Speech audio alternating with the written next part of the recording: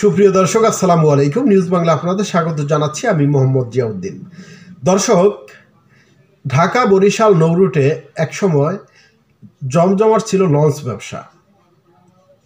প্রচুর যাত্রী ছিল, প্রতিটি লঞ্চেই তখন ব্যবসা হতো। কিন্তু পদ্মা সেতু হওয়ার পরে দক্ষিণাঞ্চলের বেশিরভাগ মানুষই গাড়িতে করে যাতায়াত করছে, যার ফলে লঞ্চের যাত্রী সংখ্যা অনেক কমেছে। অনেকগুলো লঞ্চ লোকসান দিচ্ছেন প্রতি মাসে মাসে। কয়েকদিন আগে 4-5টা লঞ্চে 50 টাকা করে ভাড়া নিয়েছে। ডেকের ভাড়া, এটা কেবিনের ভাড়া এই লঞ্চগুলোতে অনেক বেশি এবং ভিআইপি।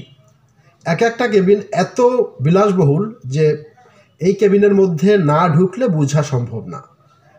বিমান, 5 star hotel, 7 star hotel fail, এত সুন্দর এই কেবিনগুলো। তো কেবিনের ভাড়া এক লঞ্চ ভেদে এক রকম হয়। কোনো লঞ্চে ডাবল কেবিন 4000, 5000, 6000, 7000 টাকা হয়। আবার কোনো লঞ্চে ডাবল কেবিন 2000, 3000 টাকা হয়। তো বিলাসবহুল জার্নি লঞ্চে।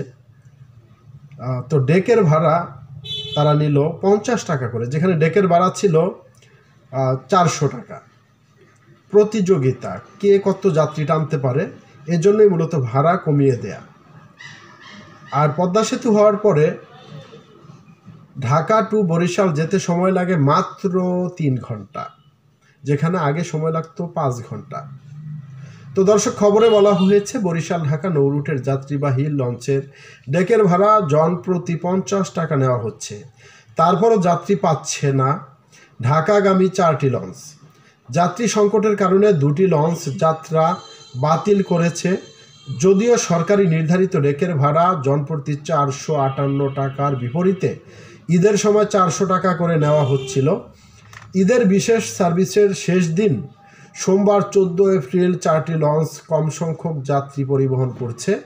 সোমবার বরিশাল নৌ বন্দর থেকে এমবি পারাবত 18, মানামি, শুভরাজ, সুন্দরবন 12 যাত্রী নিয়ে ঢাকার উদ্দেশ্যে ছেড়ে গেছে। সন্ধ্যার পর থেকেই নৌ বন্দরে যাত্রীদের তেমন একটা ভিড় লক্ষ্য করা যায়নি। সন্ধ্যা 7টার দিকে ঘাটে থাকা লঞ্চগুলো যাত্রী টানতে ভাড়া কমানোর সিদ্ধান্ত নেয়। সে অনুযায়ী পারাবত লঞ্চ প্রথমে ডেকের ভাড়া জনপ্রতি 50 টাকা করে ঘোষণা দেয়।